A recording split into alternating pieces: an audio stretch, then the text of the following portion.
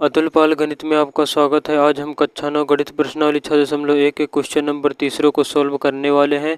तो question number तीसरा क्या कहता है? कह रहा है आकृति 6.15 में यदि कोड पी क्यू आर बराबर हो कोड पी आर क्यू के, तो सिद्ध कीजिए कि कोड पी क्यू एस बराबर में है कोड पी आर टी।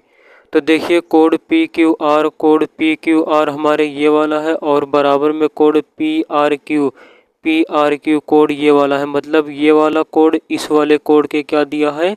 बराबर दिया है। ये वाला कोड इस वाले कोड के क्या है? बराबर है। तो हमें सिद्ध क्या करना है?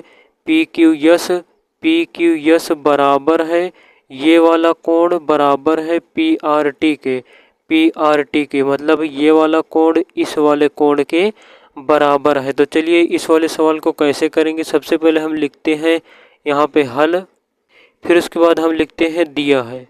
अब जो दिया गया है हम वो लिख लेते हैं। क्वेश्चन में क्या दिया है? कोड पी क्यू आर बराबर में कोड पी आर क्यू,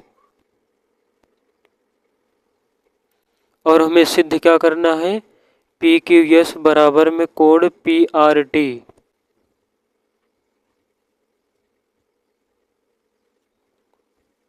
हमें जो दिया गया था हमने वो लिख लिया है। अब हम सवाल को सॉल्व करते हैं।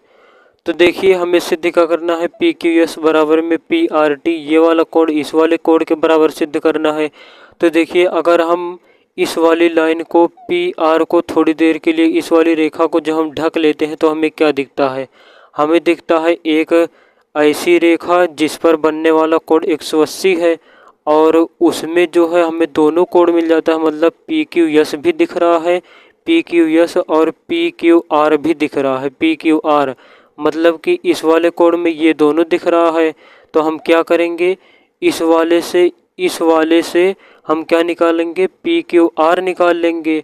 मतलब इन दोनों कोड को जोड़ेंगे तो 180 होगा, तो पी क्यू आर निकाल लेंगे, फिर पी क्यू आर के जगह पर रख देंगे तो अपना आंसर आ जाएगा। देखिए हम कैसे करते हैं। पहले हम कोड पी क्यू एस और पी क्यू आर को लेते हैं। तो हम लिखेंगे code P Q R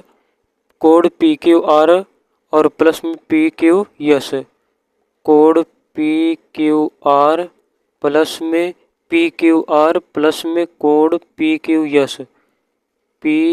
S. जब इन दोनों कोणों को जोड़ेंगे तो क्या हो जाएगा? हमारा 180 डिग्री हो जाएगा। क्यों हो जाएगा? क्योंकि ये जो है एक रेखा हमें दिख रही है और रेखा पर बनने वाला कोण क्या होता है? 180 डिग्री का होता है।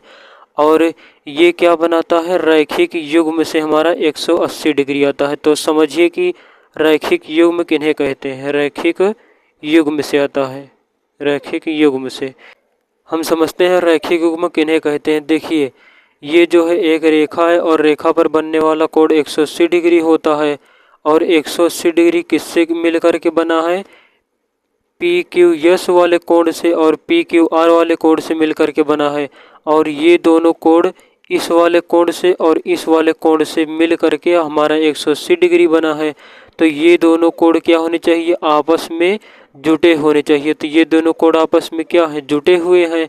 ऐसा नहीं होना चाहिए कि ऐसे एक रेखा गई और यहाँ पे 3 कोण हो गया, तो ये वाला कोण ये वाले कोण से दूर हो गया ना भाई। अब ये जुटा नहीं है, मतलब जुड़ा हुआ नहीं है। जुड़े हुए होने के लिए क्या होना पड़ेगा? तो एक ही रेखा होनी पड़ेगी, मतलब 2 ही कोण होना पड़ेगा। तो अगर 2 कोणों का योग 180 है और वो दोनों कोण आपस में जुटे हुए हैं तो वो क्या कहलाते हैं? रैखिक युग्म समीकरण बनाते हैं। और रैखिक युग्म का समीकरण यही कहता है कि कोणों को जोड़ने पर हमें क्या मिलेगा? 180 डिग्री मिलेगा। तो हम उसके बाद यहाँ से क्या करते हैं? हम निकाल लेते हैं कोड पी क्यू आर बराबर। देखिए यहाँ पे इस तरफ क्या है? प्लस में है। जब पी क्यू एस उधर जाएगा तो क्या हो जाएगा? माइनस में हो जाएगा। तो हम 180 और माइनस में क्या हो जाएगा? कोड पी क्यू एस, और इसे मान लेते हैं समीकरण 1। अब हम देखते हैं दूसरे वाले से।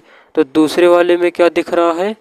दूसरे वाले में हम पी आर क्यू प्लस में पी आर टी जोड़ेंगे। इन दोनों कोणों को जो हम जोड़ेंगे तो 180 डिग्री मिलेगा। तो कोण पी आर क्यू प्लस में कोण पी आर टी, हम यहाँ पे लिखेंगे कोण पी आर क्यू प्लस में कोण PRT बराबर 180 डिग्री। और कैसे होगा? रैखिक युग्म से।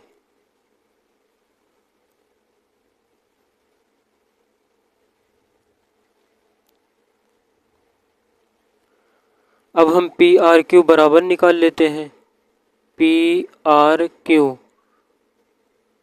जब कोण PRT उस तरफ जाएगा तो माइनस में हो जाएगा, 180 माइनस में कोण PRT। ये समीकरण 2 बन गया। अब देखिए हमें क्या कह रहा है कि कोण PQS बराबर में कोण PRT निकालना है। तो यहाँ पर दिया है कोण PQR बराबर में कोण PRQ। तो हमने पहले वाले समीकरण में क्या निकाला? PQR, कोण PQR निकाल लिया। तो PQR के जगह पे हम 180 माइनस में कोण PQS रख सकते हैं, और कोण PRQ, कोण PRQ के जगह पर हम क्या लिख सकते हैं? 180 माइनस में कोण PRT। तो पहले हम इसे उतारते हैं, यहाँ पे ऐसे ही आप उतार लीजिए। कोण PQR बराबर में कोण PRQ। अब कोण PQR कितना दिया गया है? 180 हमने निकाला था, माइनस में कोण PQS हो जाएगा, और बराबर में कोण PRQ बराबर में कितना निकाला? 180 डिग्री माइनस में कोण PRT। हम 180 डिग्री को इस तरफ ले जाएंगे तो माइनस में कोण PQS बराबर में 180 डिग्री, इस तरफ क्या है? प्लस में है, इस तरफ आएगा तो माइनस में हो जाएगा 180 डिग्री, और माइनस में ये वैसे का वैसा उतर जाएगा PRT। और ये देखिए एक प्लस में है 180 डिग्री और एक माइनस में है, एक दूसरे से कैंसिल हो जाएगा। तो हमारा बचेगा कोण PQS बराबर में कोण माइनस कोण PRT। अब देखिए बराबर में जो दोनों तरफ चीज़ें होती हैं वो क्या हो जाती हैं? एक दूसरे से कैंसिल हो जाती हैं। हम 180 को भी यहीं से डायरेक्ट काट सकते थे, क्योंकि यहाँ प्लस में है और यहाँ भी प्लस में है। समझाने के लिए मैंने इधर कर लिया था। तो जो बराबर में है चीज़ें वो हम काट देंगे, माइनस से माइनस कैंसिल हो जाएगा, तो बचेगा अपना PQS बराबर में कोण PRT। अब देखिए हमारा यही जो है उत्तर हो जाता है। हम यहाँ पे लिख देते हैं इति सिद्धम।